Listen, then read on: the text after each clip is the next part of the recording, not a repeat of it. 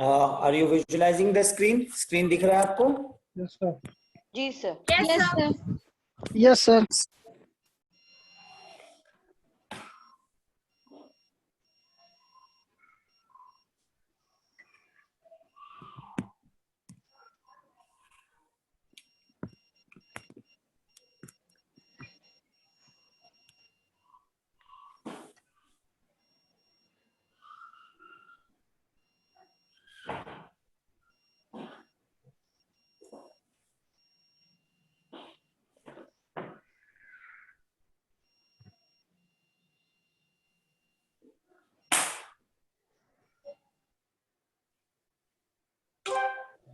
नमस्कार, मैं doctor Amit Kesarwani, founder and director Anusandhan academy civil lines Allahabad. आप सब लोगों का अनुसंधान एकेडमी के यूट्यूब चैनल पे हार्दिक स्वागत व अभिनंदन करता हूँ।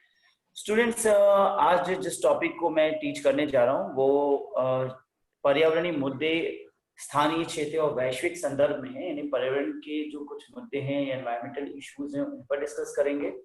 एनवायरमेंट विषय में और यूनिट फर्स्ट पेपर की यूनिट एनवायरमेंट में ये एक बहुत महत्वपूर्ण टॉपिक है और इसमें आज जो चर्चा होगा वो पॉल्यूटेंट्स एंड एयर क्वालिटी पे चर्चा करेंगे। तो पॉल्यूटेंट्स और एयर क्वालिटी क्या है, इन पर बात होगी। देखिए, वायु प्रदूषक के वे पदार्थ होते हैं जो जलवायु के साथ पर्यावरण, पौधों की फिजियोलॉजी, पशु प्रजातियां, संपूर्ण पारिस्थितिक तंत्र, साथ ही साथ मानव फसलों या मानव निर्मित संरचनाओं के रूप में मानव संपत्ति के साथ पर्यावरण को प्रभावित करते हैं। तो पर्यावरण को जो प्रभावित करने वाले तत्वों में देखा जाए तो जो वायु के ऐसे घटक जो वायु को नुकसान पहुंचा रहे हैं या वायु के अंतर्गत मिश्रित होकर हमारे शरीर में प्रवेश कर रहे हैं, उसको इसके अंतर्गत रखा जा सकता है। इस हम सूची के शीर्ष पर जलवायु को इसलिए रखते हैं क्योंकि वैश्विक जलवायु परिवर्तन को 21वीं सदी में मानवता का सामना करने वाली सबसे महत्वपूर्ण पर्यावरणीय चुनौतियों में से एक माना गया है।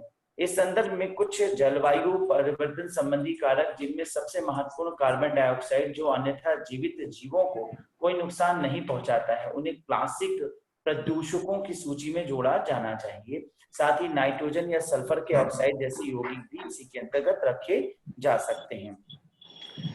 अब दूसरी ओर जलवायु अनुसंधान ने कुछ यौगिकों को लंबे समय तक वायु प्रदूषकों उदाहरण के लिए ब्लैक कार्बन के रूप में जलवायु के गर्म होने से जोड़ा जाता है। ब्लैक कार्बन का मतलब कार्बन का वह स्वरूप जो मानव द्वारा उत्सर्जित हो रहा है, यानी मानव की विभिन्न क्रियाओं द्वारा उत्सर्जित हो रहा है और एटमॉस्फेयर को नेगेटिवली इफेक्ट कर रहा है। एटमॉस्फेयर को नेगेटिवली इफेक्ट करने का मतलब ग्लोबल वार्मिंग क्रिएशन करना, कार्बन डाइऑक्साइड की मात्रा का एटमॉस्फेयर में बढ़ने की वजह से पृथ्वी के सारे वातावरण में कार्बन डाइऑक्साइड का सांद्रता बढ़ता जा रहा है, जिसके वजह से पृथ्वी की जो तापमान में वो ग्रेजुअली धीरे धीरे इंक्रीज देखा जा रहा है, यानी कि तापमान धीरे धीरे बढ़ता जा रहा है। इसीलिए इसे ब्लैक कार्बन की संज्ञा दी जाती है। इस प्रकार एक ये कह सकते हैं आंतरिक दहन इंजन से उत्सर्जन निरंशजनक प्रदूषण का एक अनुकरणीय स्रोत है।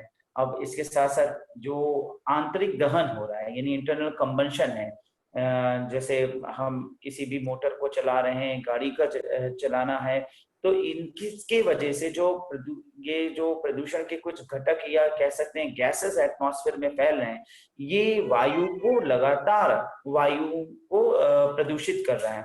प्रदूषण के कुछ स्रोत जैसे कि जंगल की आग, अब प्राकृतिक घटनाओं को देखें तो जंगल की आग, मानव की गतिविधि, दोनों इसमें सम्मिलित किया जा सकता है। प्राकृतिक घटनाओं में जंगल की आग जैसे प्रकृति की किसी भी अत्यधिक ऊष्मा, गर्मी, सूर्य के ताप से उत्पन्न हो जाती है, तो उससे भी क्या होता है, प्रदूषण पनपता है। तो प्रदूषण के पनपने के लिए सिर्फ मानव ही नहीं कहा जाए जिम्मेदार है, बल्कि प्रकृति भी जिम्मेदार है। परंतु प्रकृति द्वारा जितना प्रदूषण उत्पन्न किया जाता है वो प्रकृति के विभिन्न तत्वों के द्वारा उसे कहा जाए तो साम्य कर लिया जाता है, एकोमोडेट लिया जाता है, सस्टेन कर लिया जाता है। लेकिन इतनी बढ़ती जा रही है कि वो प्रकृति को काफी हद तक नेगेटिवली इफेक्ट कर रहा है और नेगेटिवली उसको कहा जाए तो एटमॉस्फेयर को हमारे जीने के प्रतिकूल यानी जीवन जीने के प्रतिकूल में बदलता चला जा रहा है। वायुमंडलीय प्रतिक्रियाएं प्राथमिक प्रदूषकों को विभिन्न रासायनिक प्रजातियों में बदल सकती हैं। ये प्रतिक्रियाएं हानि रहित यौगिकों और माध्यमिक वायु प्रदूषक दोनों को उत्पन्न कर सकती हैं, जो उनके पूर्ववर्ती से अधिक हानिकारक हो सकती है। यानी उनसे देखा जाए कि इनके द्वारा जो और भी कंपाउंड्स डेवलप होते हैं, तो जनरली क्या होता है कि हम मान लीजिए कि कार्बन डाइऑक्साइड हमने जनरेट किया, कंबंशन के माध्यम से कार्बन मोनोऑक्साइड जनरेट हुआ, ये अपनी जगह पर तो नेगेटिव रोल अदा कर रहे हैं, परंतु ये कुछ ऐसे गैसेस हैं जो अनसैचुरेटेड हैं और ये ओजोन के साथ रिएक्ट करके उसको और भी नेगेटिवली प्रभावित कर सकता है। परिणाम स्वरूप ओजोन को विखंडित कर देगा, ओजोन मंडल को क्षति पहुंचा देगा, जिससे कि और भी ज्यादा नेगेटिव रोल प्रकृति में ऊष्मा को बढ़ने के दृष्टिकोण से देखा जा सकता है। क्योंकि ओजोन मंडल का क्षय होने में ही जो पराबैंगनी किरणें हैं वो पृथ्वी के पास बड़ी मात्रा में आने लगती हैं, जिससे कि पृथ्वी पर वायुमंडल पृथ्वी का और भी गर्म होने लगता है। अब यहाँ चर्चा करेंगे कुछ ऐसे ही प्रदूषकों को जो एटमॉस्फेयर में काफी हद तक विद्यमान है और प्रकृति को विभिन्न तरीके से नुकसान पहुंचा रहे हैं, जिसमें सबसे पहले हम बात करेंगे नाइट्रोजन ऑक्साइड्स की। नाइट्रोजन ऑक्साइड्स का नेचुरल सोर्स क्या है? तो उसका नेचुरल सोर्स है बिजली का कड़कना यानी लाइटनिंग। तो बिजली का कड़कना इसके अंतर्गत रखा जा सकता है। और दूसरा सोर्स है सॉइल बैक्टीरिया, यानी मिट्टी के अंदर पाए जाने वाले जो बैक्टीरिया है वो दूसरे सोर्स हो सकते हैं। मानव जनित अगर हम एंथ्रोपोजेनिक सोर्सेस को देखें, मानव जनित तो high temperature fuel combustion, motor vehicles, industries and utility. तो मोटर व्हीकल्स, जो मोटर है हम इस्तेमाल कर रहे हैं, जो वाहन हम इस्तेमाल कर रहे हैं, या जनरेटर चल रहा है, जेनसेट चल रहा है, इंडस्ट्रीज में बड़ी बड़ी जो इंजन लगाए गए हैं, बड़े बड़े कल कारखानों में बड़े बड़े कहा जाए तो कहें तो यंत्र संचालित हो रहे हैं। इनके संचालन द्वारा उत्पन्न हो रहे विभिन्न प्रकार की गैसेस में नाइट्रोजन ऑक्साइड्स का पनपना हो जाता है।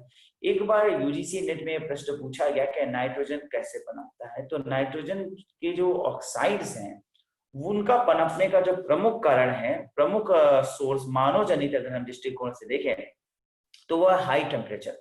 जब उच्च तापमान विकसित होता है तो नाइट्रोजन विखंडित होता है और नाइट्रोजन के ऑक्साइड्स में बदल जाता है। अब उच्च तापमान कैसे हो सकता है? तो जनरली अगर हम उच्च तापमान को देखें तो उच्च तापमान के रूप में ईंट भट्टों को लिया जा सकता है।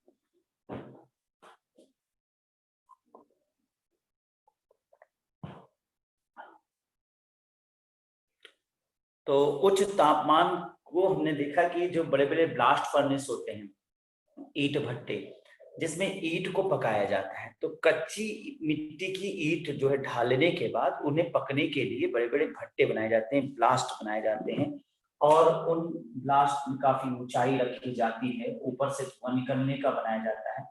इन ब्लास्ट में नीचे जो है आग को इस प्रकार से तेज आग को जलाकर काफी ऊष्मा पैदा की जाती है और इसमें ही ईंट रखी जाती है।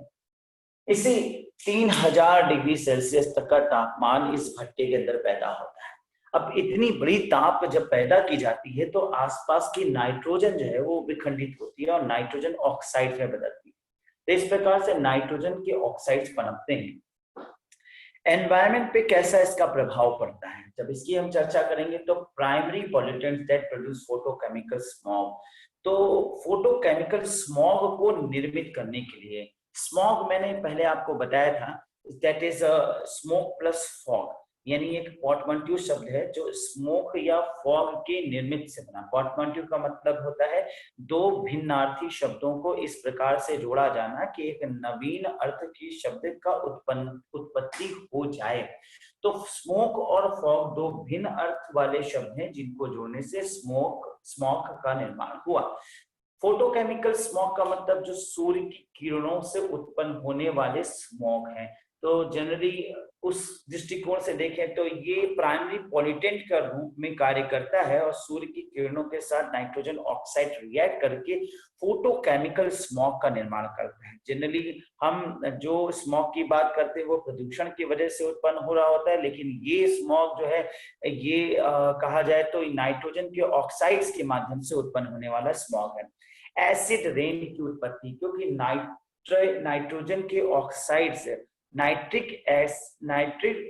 एसिड के रूप में बदल जाता है।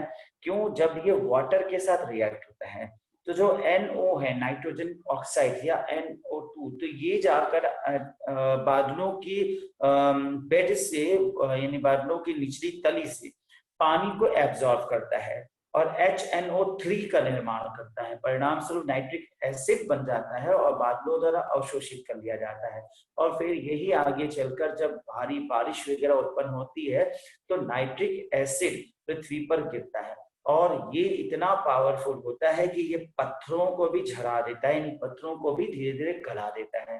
परिणाम स्वरूप सुंदर मॉन्यूमेंट्स, अच्छे मॉन्यूमेंट्स, खूबसूरत मीनारे, ये सब धीरे धीरे गलने और झड़ने लगते हैं। इसी का परिणाम था कि ताजमहल के 200 किलोमीटर, ताजमहल के पास स्थित 200 किलोमीटर तक जितनी फैक्ट्रीज थी उसे सुप्रीम कोर्ट ने बैन कर दिया। इसका उद्देश्य यही था क्योंकि इन फैक्ट्रियों द्वारा बड़ी मात्रा में पॉल्यूटेंट्स छोड़े जा रहे थे। परिणाम स्वरूप सल्फ्यूरिक एसिड और नाइट्रिक एसिड का निर्माण हो रहा था जो बादलों द्वारा अवशोषित कर लिया जा रहा था और फिर बारिश की वजह से ताजमहल के ऊपर ये नाइट्रिक एसिड एक प्रकार से एसिड रेन के रूप में हो रहा था, जिससे ताजमहल की खूबसूरती धीरे धीरे घटने लगी थी और देखने में आ रहा था कि ताजमहल का जो संगमरमर है वो पीला पड़ रहा है और वो धीरे धीरे झड़ने लगेगा।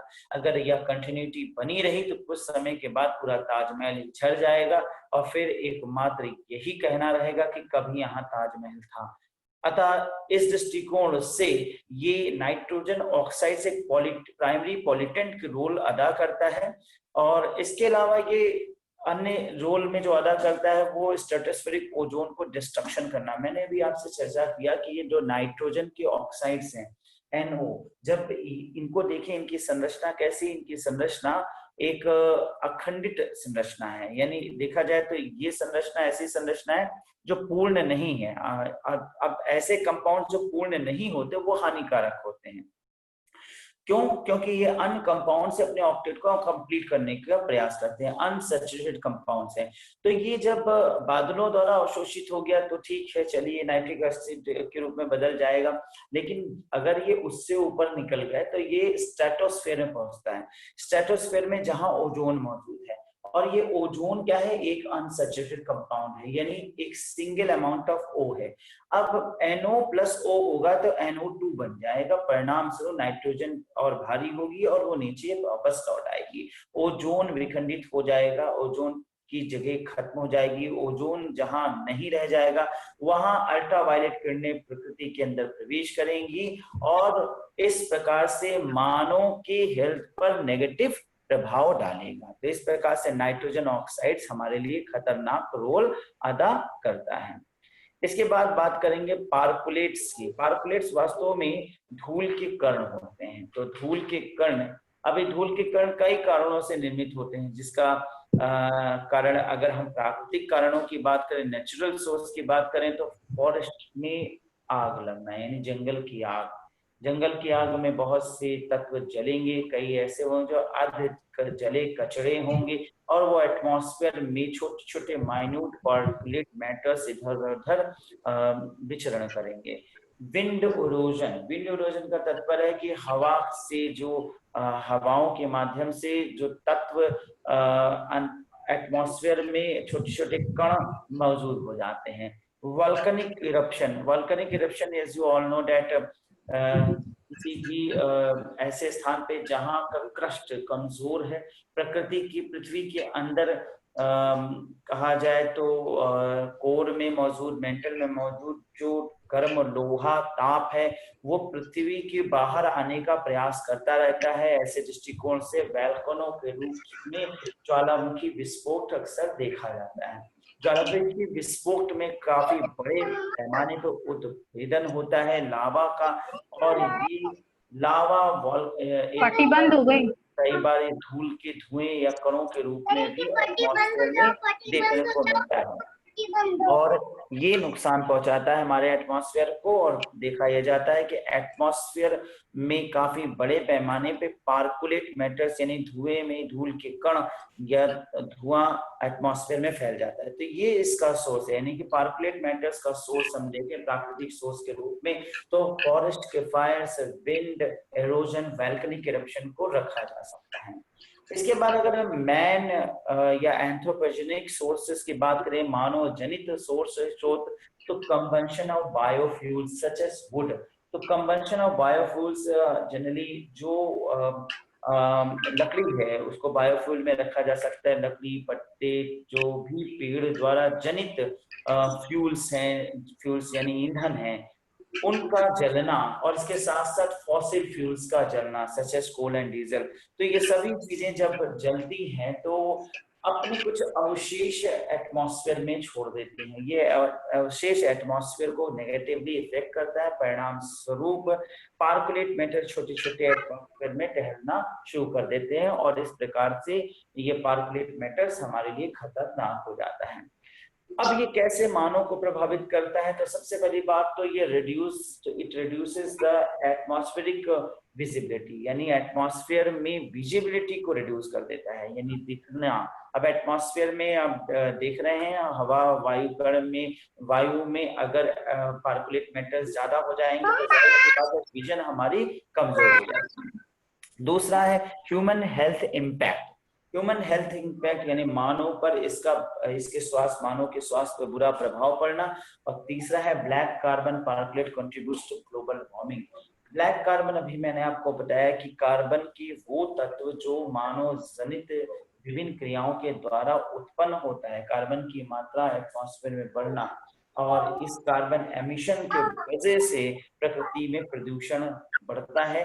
क्यों? क्योंकि इससे क्या होता है, इससे पूरी प्रकृति इस कार्बन और विभिन्न अन्य तत्वों से घेर ली जाती है। परिणाम स्वरूप ग्रीन हाउस इफेक्ट पैदा होता है, और इस हरित ग्रह प्रभाव के परिणाम स्वरूप पृथ्वी पर तापमान का बढ़ना देखा जाता है, जिसे ग्लोबल वार्मिंग कहते हैं। तो मैंने अभी आपको यहाँ पर नाइट्रोजन के ऑक्साइड्स और पार्कुलेट्स के विषय में बताया। अब चर्चा करेंगे तीसरा महत्वपूर्ण पॉल्यूटेंट, वो है सल्फर डाइऑक्साइड। सल्फर डाइऑक्साइड प्राकृतिक रूप से देखें तो वोल्केनिक इरप्शन से उत्पन्न होता है, और सड़न से भी, यानी जब कोई चीज सड़ती है तो भी सल्फर डाइऑक्साइड इवॉल्व होता है। ये प्राकृतिक रूप से उत्पन्न इसके स्रोत हैं। लेकिन मानव जनित स्रोतों की बात करें तो कोयले का जलना यानी कोल कंजम्पशन, और पेट्रोलियम रिफाइनरीज यानी पेट्रोल जहां पर छांटा जाता है, जहां पेट्रोल को साफ किया जाता है। यानी प्रकृति में जो पेट्रोल पाया जाता है वो उसे कच्चा तेल कहते हैं। जनरली वो शुद्ध नहीं होता, उसे शुद्ध किया जाता है, उसमें से इम्प्योरिटीज को दूर करके हम अपने उपयोग के अनुसार, जिस हिसाब से हम उपयोग कर सकते हैं उसके अकॉर्डिंग हम उसको अपने उपयोग के अकॉर्डिंग परिवर्तित करते हैं। तो वहां पर परिवर्तन के दौरान भी सल्फर डाइऑक्साइड उत्पन्न होता है। इसके अलावा diesel engine burning high sulphur fuels, तो वो डीजल इंजन जो देखा जाए एटमॉस्फेयर में पाए जाते हैं, डीजल इंजन जो है वो जो जलते हैं, उन डीजल इंजन के कंबंशन से भी सल्फर फ्यूल्स डीजल के द्वारा निकलता है। परिणाम अगर देखें तो एसिड रेन एक मेजर परिणाम है जो एसिड रेन के रूप में हमें देखने को मिलता है। और ह्यूमन हेल्थ इम्पैक्ट, तभी मैंने आपको सल्फर डाइऑक्साइड विषय में बताया था, सल्फ्यूरिक एसिड के रूप में परिवर्तित होता है। अब सल्फर डाइऑक्साइड जब सल्फर के ऑक्साइड एटमॉस्फेयर में पहुंचेंगे तो ये अनसैचुरेटेड कंपाउंड के रूप में होंगे। ये अनसैचुरेटेड कंपाउंड बादल के साथ रिएक्ट करेंगे, बादलों के बेड में यानी कि उसके बेस में मौजूद वाटर के साथ रिएक्ट करके सल्फ्यूरिक एसिड यानी H2SO4 में परिवर्तित हो जाएगी और फिर वही होगा कि एसिड रेन होगा और ये पत्थरों को झरना शुरू करेगा, उसे नुकसान करना शुरू करेगा। स्टूडेंट, मैंने 3 महत्वपूर्ण पॉल्यूटेंट्स की बात अभी तक चर्चा किया। एक है नाइट्रोजन ऑक्साइड, दूसरा है पार्टिकुलेट मैटर, तीसरा है सल्फर डाइऑक्साइड, तीसरा बात करेंगे ओजोन की। ओजोन जनरली ओजोन पे तो मैंने पूरा एक चैप्टर आपके लिए तैयार किया है। इस पर ozone, surface ozone, low level ozone, ozone layer, इस पर मैंने एक पूरा वीडियो आपको अपलोड किया था, लेकिन यहाँ पे शॉर्ट में डिस्कस करूंगा। प्राकृतिक रूप से उत्पन्न होने की दृष्टिकोण से लाइटनिंग, बिजली का कड़कना, photochemical reactions in the troposphere यानी सूर्य की किरणों से जो रिएक्शन होता है ट्रोपोस्फेयर में, उसे इसके अंतर्गत ओजोन का निर्माण देखा जाता है। लेकिन अगर मानव जनित यानी एंथ्रोपोजेनिक सोर्स के रूप में बात करें तो सेकेंडरी पॉल्यूटेंट्स, तृतीयक प्रदूषकों के रूप में, that is produced photochemical smog. तो ये फोटोकेमिकल स्मॉग निर्मित करने में एक रोल अदा करता है। इससे नुकसान, damage to plants, crops, man made products, human health, मानव स्वास्थ्य को प्रभावित करना इत्यादि इत्यादि। इस पर इन डेप्थ मैंने पूरा ओजोन के ऊपर जो चैप्टर बनाया था उसमें पूरा इसका डिस्कशन किया ही है। नाउ कम टू द अगला जो नेक्स्ट पॉल्यूटेंट है उसकी डिस्कशन करें तो वो है कार्बन मोनोऑक्साइड। कार्बन मोनोऑक्साइड के विषय में ये नहीं कहा जा सकता कि ये प्रकृति द्वारा कैसे उत्पन्न होता है, इस पर अभी कोई पुख्ता तत्व नहीं मौजूद है।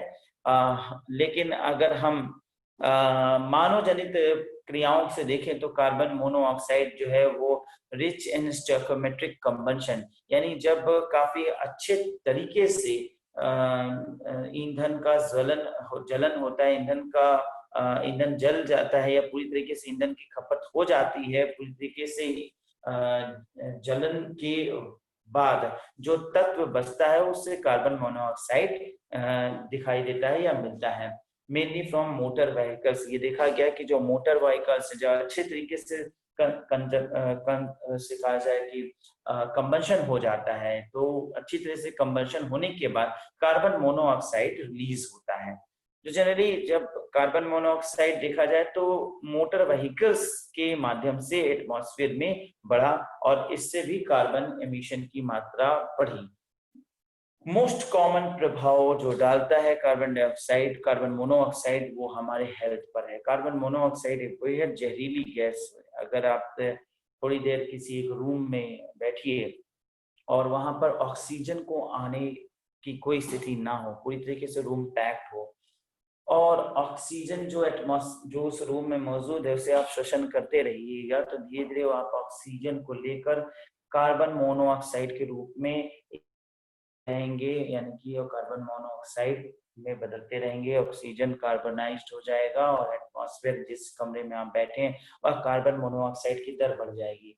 धीरे धीरे ये कार्बन मोनोऑक्साइड ही आपकी मजबूरी हो जाएगी, इसे ही आप इनहेल करोगे और इससे क्या होगा कि आपके हीमोग्लोबिन का स्तर नहीं मेंटेन हो पाएगा।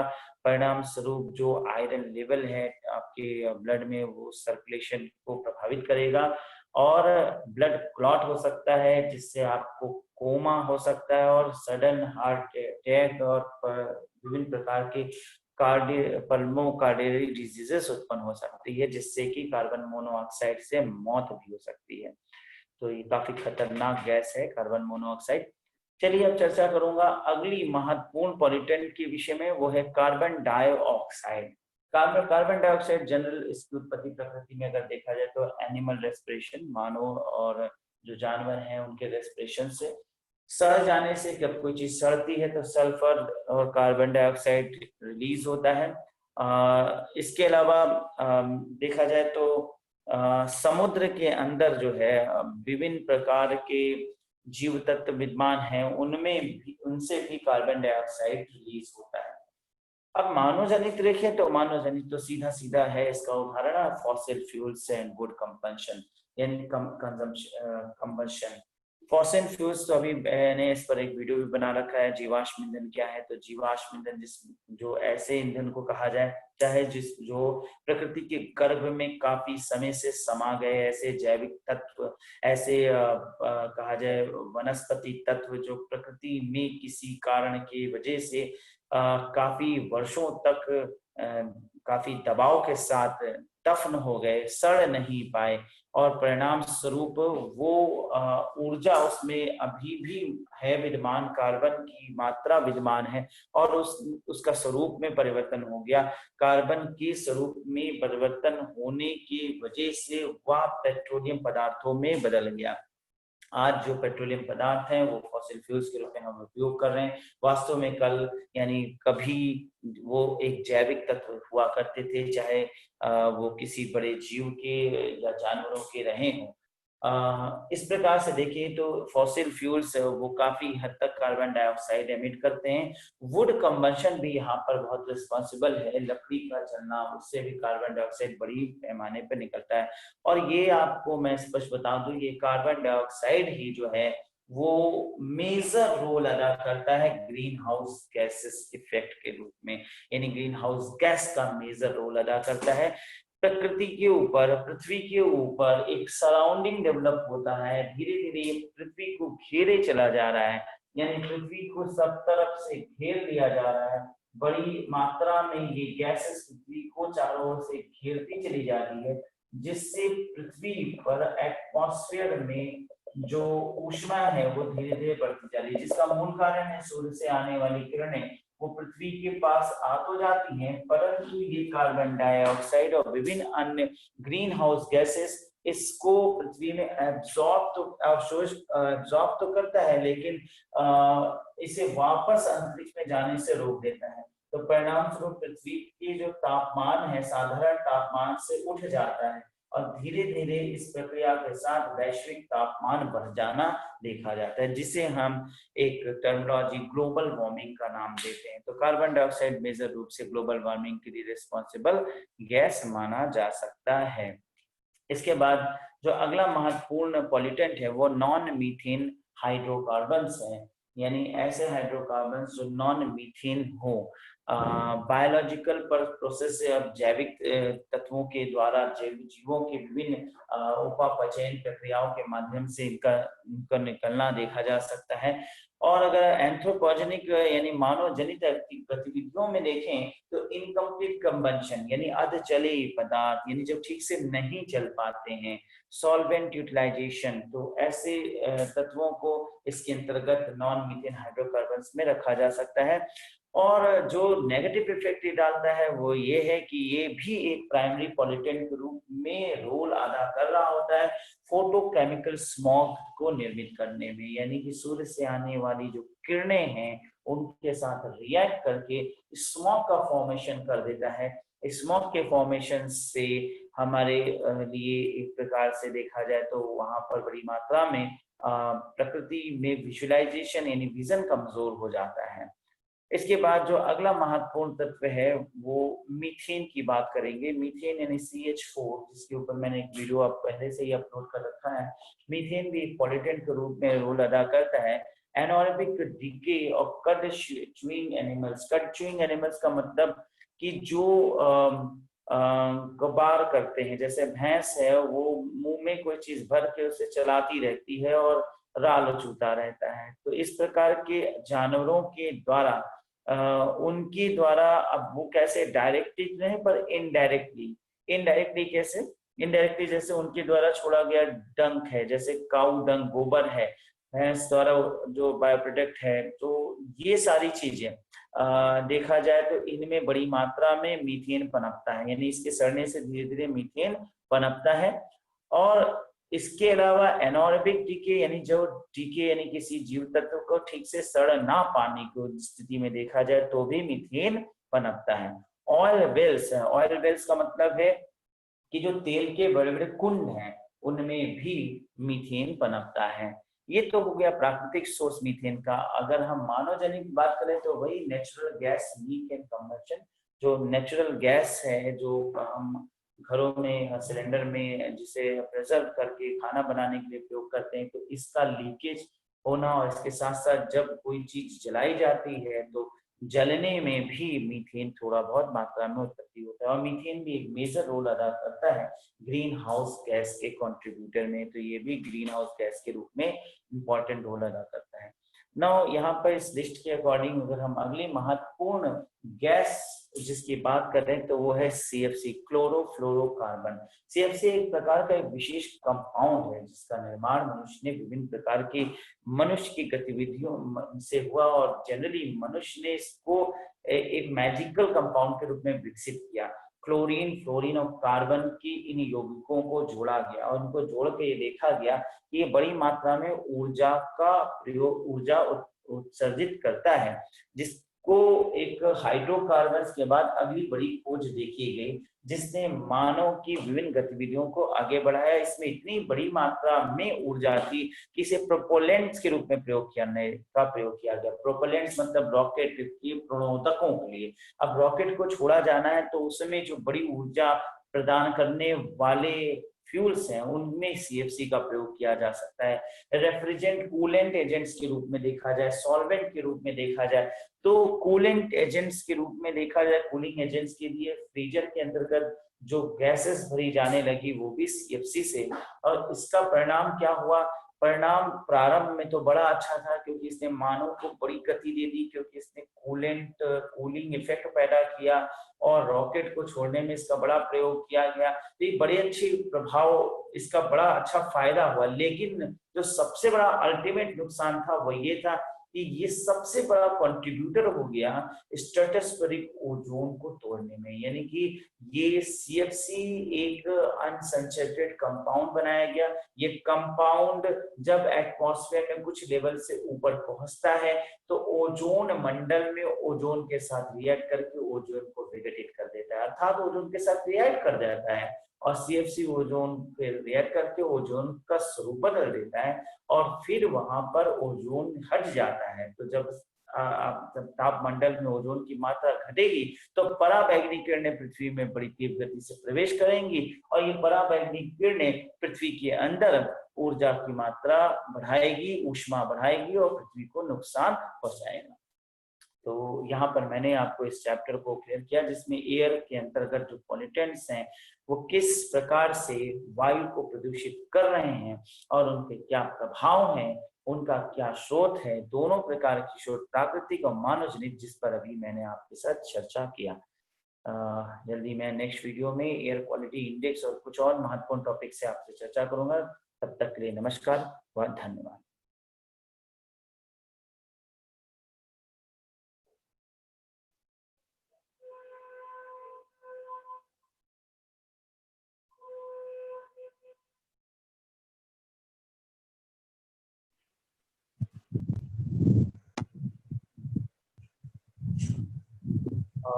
नोट्स आपको डिस्प्ले हो रहा है? Yes sir. Okay. Yes sir.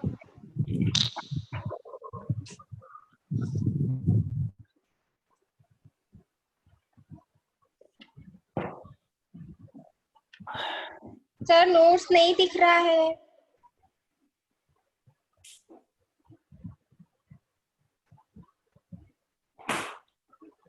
Sir notes नहीं दिखाई दे रहा।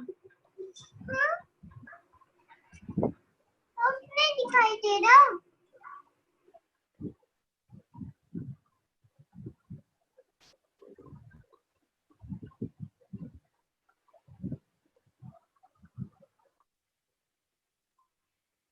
नाउ विजुअलाइजेशन क्लियर, नोट्स सब डिस्प्ले हो रहा है? Yes sir, yes sir, yes sir. ठीक है, आप अपनी तरफ से म्यूट कर लीजिए आप लोग so that I can continue the class.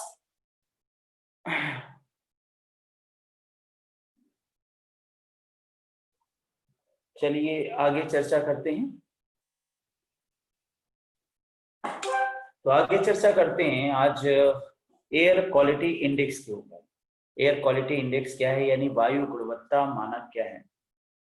एक important point environmental point of view से देखा जाए तो जो फर्स्ट पेपर में जिस पर क्वेश्चन संभवतः अक्सर पूछा जाता है। सबसे पहली बात क्या है ये, इसकी जानकारी तो पर्यावरण संरक्षण अधिकारियों द्वारा जारी परिवेश वायु गुणवत्ता मानकों और दिशा निर्देश वायु गुणवत्ता के उद्देश्य को प्राप्त करने में बहुत सहायक है। ऐसे कानून का एक उदाहरण पर्यावरण संरक्षण एजेंसी द्वारा अपनाई गई यूएस एम्बिगुएंट एयर क्वालिटी स्टैंडर्ड, और जिसे हम NAAQS नाम देते हैं। NAAQS मानव स्वास्थ्य प्राथमिक मानक और लोक कल्याण माध्यमिक मानक दोनों पर लागू होता है। प्राथमिक मानकों मानदंड वायु प्रदूषण के प्रतिकूल स्वास्थ्य प्रभावों से मानव आबादी के संवेदनशील सदस्यों की रक्षा करते हैं। माध्यमिक मानदंड किसी भी ज्ञात या प्रत्याशित प्रतिकूल प्रभावों से जन कल्याण की रक्षा करते हैं जो परिवेशी वायु में प्रदूषक की उपस्थिति से जुड़े होते हैं। 1990 के अमेरिकी स्वच्छ वायु अधिनियम के तहत NAAC मानकों में निम्न 6 प्रकार के प्रदूषकों को अधिकतम परिवेश एकाग्रता सीमाएं शामिल हैं, जो जिनमें प्रमुख है ओजोन, कार्बन मोनोऑक्साइड। ये बहुत इंपॉर्टेंट है क्योंकि ये 6 गैसेस अक्सर पूछा जाता है कि जिनको हम वायु की गुणवत्ता मानक के निर्धारण के अंतर्गत सम्मिलित करते हैं। तो पहला है ओजोन, दूसरा है कार्बन मोनोऑक्साइड, तीसरा कार्बन डाइऑक्साइड, चौथा लेड, पांचवा पार्कुलेट मैटर्स। पार्कुलेट मैटर्स का मतलब हुआ वायु में पाए जाने वाले छोटे छोटे कण, और छठा है ऑक्साइड्स ऑफ सल्फर यानी सल्फर के ऑक्साइड्स। एयर क्वालिटी इंडेक्स के पॉइंट ऑफ व्यू से देखा जाए तो ये एयर क्वालिटी को बनाते हैं, निर्धारण करते हैं।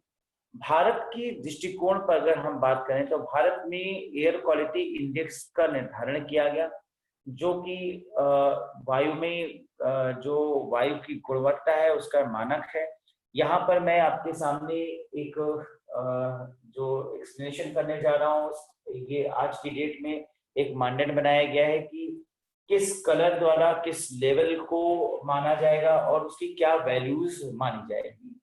तो सबसे पहले हम बात करेंगे ग्रीन कलर की। तो हरे रंग की green colour actually good level को शो करता है, यानी लेवल अच्छा है।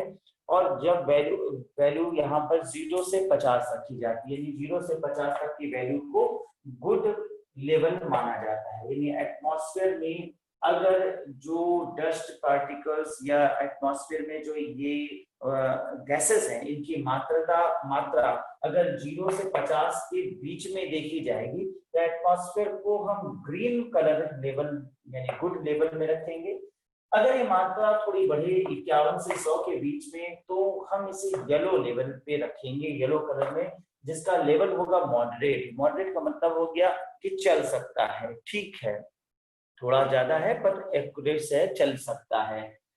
इसके बाद जब वैल्यू और बढ़ेगी 101 से 150 तक पहुंचती है तो हम इसका लेवल निर्धारण करते हैं अनहेल्दी फॉर सेंसिटिव ग्रुप्स, यानी ऐसे समूह जो बहुत ही सेंसेशनल हैं, सेंसिटिव हैं, बहुत जल्दी प्रभावित हो जाते हैं, उनको इसके अंतर्गत रखा जाएगा। और इसके लिए जो रंग निर्धारित किया गया है वो है ऑरेंज कलर, यानी कि नारंगी। नारंगी कलर से यह क्लियर होता है कि ये इस समय जो सेंसिटिव समूह है वो जल्दी प्रभावित होगा और उसे इस कैटेगरी के अंतर्गत रखा जाएगा। तो यहाँ पर देखा जाए तो ऑरेंज कलर तक का क्लियर वर्णन होता है। इसके आगे बढ़ते हैं।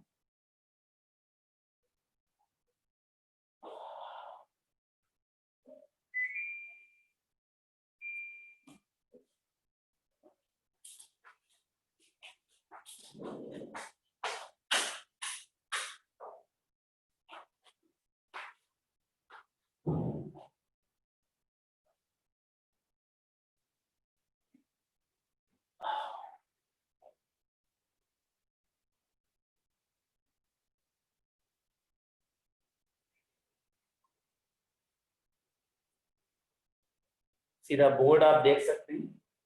तो यहाँ पे मैं आपको बोर्ड भी डिस्प्ले कर रहा हूँ। तो देखिए भाई, मैंने चर्चा किया यहाँ पर, बात करें आगे ग्रीन येलो ऑरेंज हो गया। अब रेड की बात करते हैं।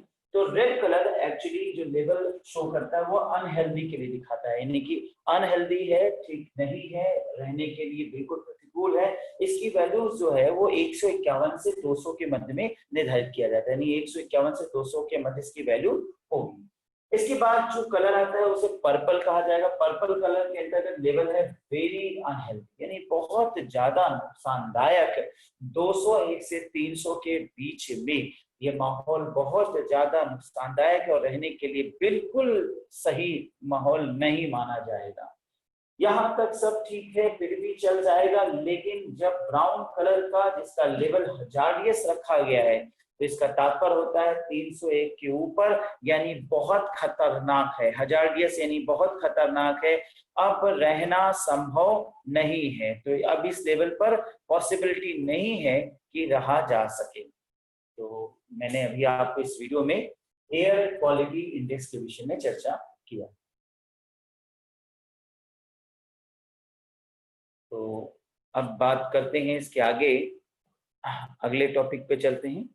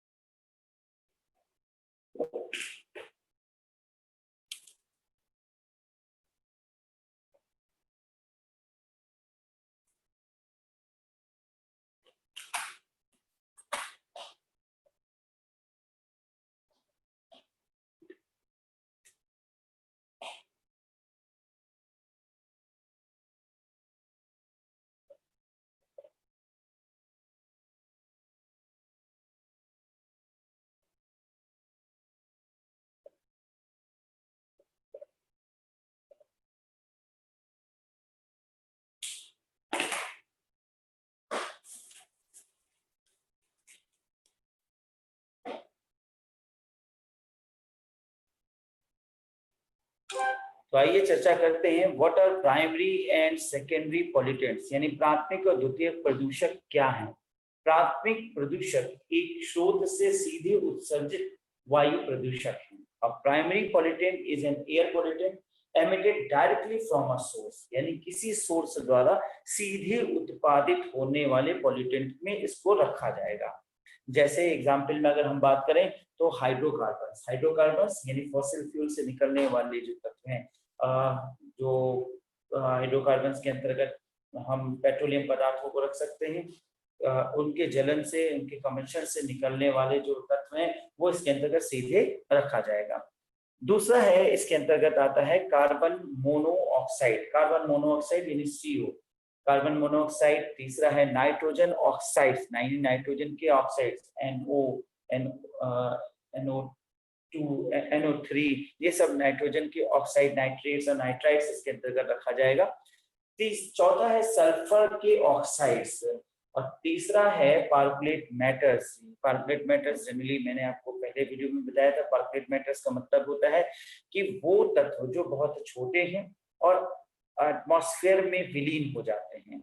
अब छोटे तत्वों में ऐसे भी तत्व हो सकते हैं जो हैवी पार्कुलेट मैटर्स हो, हैवी जैसे आयरन है, निकेल है, लेड है, तो ये जनरली तो काफी भारी धातु है, लेकिन इतने छोटे कण हो गए कि एटमॉस्फेयर में फ्रीली मूव करने लगे। एटमॉस्फेयर में फ्रीली मूव करने की वजह से इन्हें हैवी पार्कुलेट मैटर्स नाम दिया जाता है। ये हुआ प्राइमरी पॉल्यूटेंट्स। सेकेंडरी पॉल्यूटेंट्स की अब हम चर्चा करेंगे कि व्हाट आर सेकेंडरी पॉल्यूटेंट्स। तो सेकेंडरी पॉल्यूटेंट्स यानी द्वितीय प्रदूषक वे होते हैं जो किसी अन्य प्रदूषक से क्रिया करके उत्सर्जित होते हैं। A secondary pollutant is not directly emitted as such, but forms when other pollutants, primary pollutants, react in the atmosphere. यानी वो किसी अन्य पॉल्यूटेंट, जनरली प्राइमरी पॉल्यूटेंट से रिएक्शन के उपरांत उत्पन्न हो। जैसे हाइड्रोकार्बन पनप गया, हाइड्रोकार्बन से कोई चीज रिएक्ट करके उत्पन्न हुई। जैसे एग्जाम्पल हम रखेंगे तो ट्रोपोस्फेरिक ओजोन। अब ट्रोपोस्फेरिक ओजोन तो ओजोन नया निर्मित हुआ अन्य तत्वों से, ओजोन डायरेक्टली नहीं निर्मित होता, लेकिन ओजोन अनसैचुरेटेड कंपाउंड के माध्यम से निर्मित होता है, तो उसे हम कहते हैं ट्रोपोस्फेरिक ओजोन, जिसे सरफेस लेवल ओजोन भी कहते हैं, जिसके ऊपर मैंने एक वीडियो इससे पहले अपलोड कर रखा है। इसके बाद पैन भी इसका एक अच्छा एग्जाम्पल हो सकता है। पैन का फुल फॉर्म यूजीसी नेट के एग्जामिनेशन में 2 बार पूछा है। पैन का फुल फॉर्म होता है पेरोक्सिल नाइट्रेट, यानी पेरोक्साइल नाइट्रेट। तो पैन इंपॉर्टेंट है, इसको नोट कर लीजिए, पेरोक्सिल नाइट्रेट, ये 2 बार एग्जाम में पूछा गया है। इसके बाद होता है एसिड रेन। एसिड रेन पे भी मैंने पूर्व वीडियो में चर्चा किया कि भाई जब नाइट्रेट्स, नाइट्राइड्स या सल्फर के नाइट्राइड्स, सल्फर के ऑक्साइड या नाइट्रोजन के ऑक्साइड एटमॉस्फेयर में उठ के ऊपर की ओर जाते हैं, तो ये बादलों के द्वारा, यानी कि वाष्पन के माध्यम से बादलों द्वारा अवशोषित कर लिए जाते हैं। परिणाम स्वरूप नाइट्रोजन ऑक्साइड्स और ये सल्फ्यूरिक एसिड और नाइट्रिक एसिड, क्योंकि पानी के विलय होने से या संलयन होने से ये संतृप्त हो जाते हैं और फिर इसके बाद एसिड का रूप बदल लेते हैं। तो ये मैंने आपको यहाँ पे बताया प्राथमिक और द्वितीयक प्रदूषक, प्राइमरी और secondary pollutants.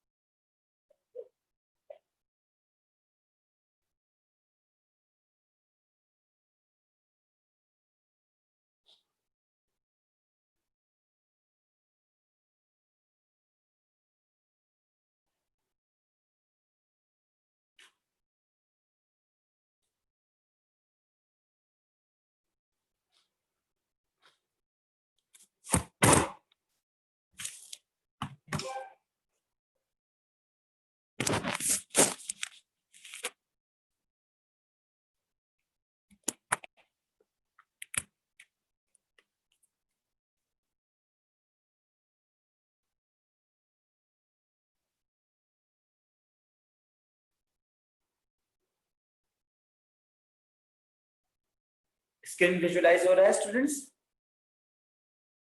Yes sir. Yes ठीक है। Yes sir.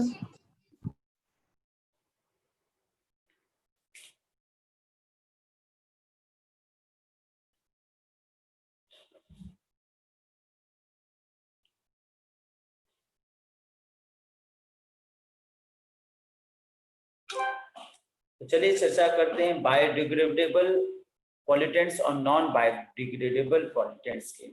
पॉल्यूटेंट्स को जनरली हम 2 ग्रुप के अंतर्गत बांट सकते हैं, यानी प्रदूषकों को 2 वर्गीकरण किया जा सकता है। एक है बायोडिग्रेडेबल और एक है गैर बायोडिग्रेडेबल, यानी नॉन बायोडिग्रेडेबल। ऐसे प्रदूषक के उदाहरण में हम रख सकते हैं जिनको हम अपशिष्ट उत्पादों, मूत्र, मल पदार्थ, सीवेज, कृषि अवशेष, कागज, लकड़ी और कहा जाए तो कपड़ा आदि इसके अंतर्गत, तो इसे हम बायोडिग्रेडेबल के अंतर्गत क्योंकि जैव तत्व से उत्पन्न होते हैं, जैविक तत्वों से इनका विकास होता है, तो जनरली इन्हें बायोडिग्रेडेबल के अंतर्गत रखेंगे। गैर बायोडिग्रेडेबल यानी नॉन बायोडिग्रेडेबल की बात करें तो गैर बायोडिग्रेडेबल प्रदूषक मजबूत रासायनिक बंधों से बने होते हैं जो सरल और हानिरहित उत्पादों में नहीं टूटते। इनमें विभिन्न कीटनाशकों और अन्य कीटनाशकों, पारा, सीसा, आर्सेनिक, एल्यूमिनियम, प्लास्टिक आदि शामिल। और कितने का है ऑनेस्टली बताओ? इसके अंतर्गत क्या है रखा जा सकता है? नहीं तो 5 का तो नहीं है, डिग्रेड नहीं होंगे यानी विखंडित नहीं होंगे, उसको अंतर्गत रखा जाएगा। तो ये था बायोडिग्रेडेबल। आपने कॉस्टली दिया था मेरे को। ये वाला भी कॉस्टली बोल रहे हो आप ना। 5 का तो नहीं, आप कम का बताओ ना। वर्गीकरण की बात करें तो क्लासिफिकेशन अभी आप कितने का देंगे ये बताइए मुझे। चलो वो तो जो हो गया हिसाब। ये फोन रखा है किसी का। सर म्यूट कर दीजिए सर।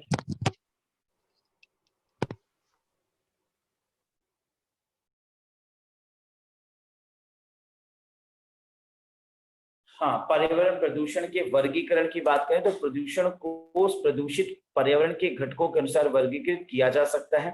पर्यावरण प्रदूषण के प्रमुख रूप से 5 प्रकार के प्रदूषण होते हैं: वायु, जल, मिट्टी, शोर और अपशिष्ट।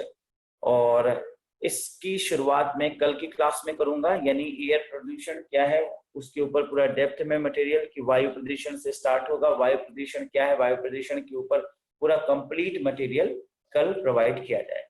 ठीक है।